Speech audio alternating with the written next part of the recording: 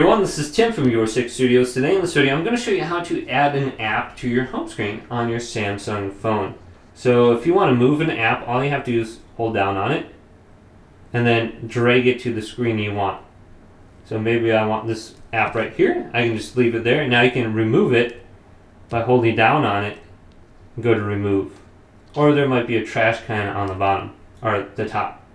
So we can swipe up now from the bottom. And we can go over to the left, and here's our app list. So we can see all our different apps on here. We can just hold down on one, and we can bring this to the home screen. So let's hold down on Facebook, and go to Add to Home. Now it's on my second page. I want this on my home page, on my front page. I can just go right there, and leave it there.